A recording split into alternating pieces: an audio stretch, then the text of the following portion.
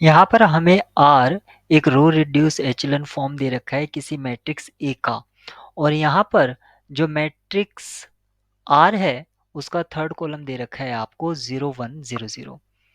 तो सबसे पहले आपसे स्टेटमेंट P और Q की बात की गई है। स्टेटमेंट P में कहा गया है कि अल्फा बीटा गामा 0 जो कि एक कॉलम वेक्टर है is the solution of homogeneous system Ax equals to 0।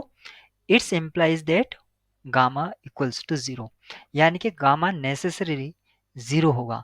तो अगर मैं एक मैट्रिक्स ए कंसीडर कर लेता हूं जो गिवन हाइपोथेसिस को सेटिस्फाई करता है और ऑप्शन या स्टेटमेंट पी को डिस्कार्ड करता है, तो वी आर डन।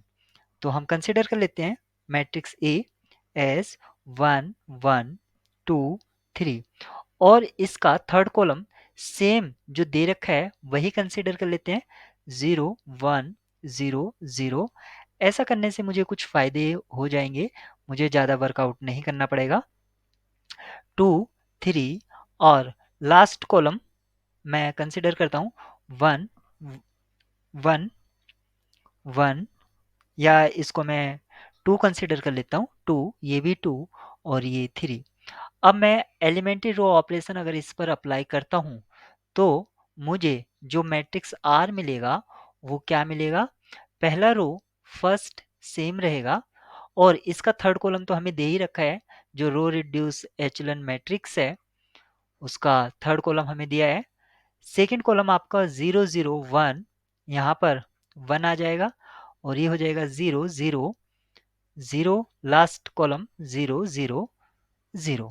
इस तरह से आपको रो रिड्यूस मैट्रिक्स मिल गया है।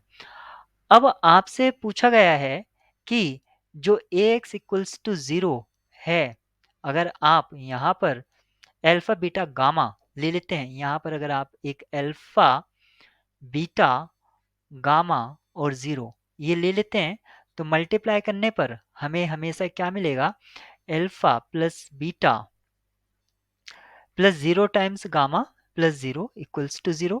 फर्स्ट रो जो है वो इस तरह मिलेगी, और मैट्रिक्स मल्टीप्लिकेशन की सॉरी इक्वालिटी ऑफ मैट्रिक्स से हम लिख सकते हैं alpha plus beta equals to 0 implies that alpha equals to minus beta. यहाँ से जो हमें आप आपको गामा मिलेगा वो फ्री वेरिएबल है, गामा इज फ्री, यानी कि गामा कोई भी वैल्यू टेक कर सकता है, लेकिन यहाँ पर नेसेसरीली गामा 0 होगा। ऑप स्टेटमेंट पी आपकी फॉल्स हो जाती है।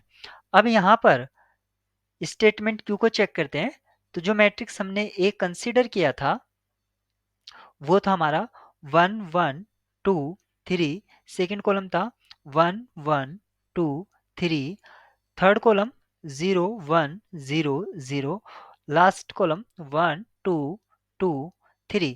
अब यहाँ पर हम एक ऑगमेंटेड मैट्रिक्स यानी कि ए बी कंसीडर कर लेते हैं इस तरह से। बी को हम एक कॉलम वेक्टर 1 1 1 कंसीडर कर लिया। इस पर अगर मैं एलिमेंट्री रो ऑपरेशन लगाता हूँ रैंक निकालने के लिए, तो यहाँ पर सेम मिलेगा, क्योंकि हमें इसका रो रिड्यूस एचेलॉन फॉर्म पता है। वो क्या है 1 1 0 1, और ये भी 1 हो जाएगा, फिर 0 0 1 1 और यहाँ पर 0। फाइनली सारी एंट्रीज आपको 0 मिल जाएंगी। आप इस तरह से देखेंगे कि रैंक ऑफ ऑगमेंटेड मैट्रिक्स यानी कि ए बी यहाँ पर 2 आ जाती है, क्योंकि 2 नॉन जीरो रोज हैं, आप यहाँ पर देख सकते हैं फर्स्ट 2 नॉन जीरो।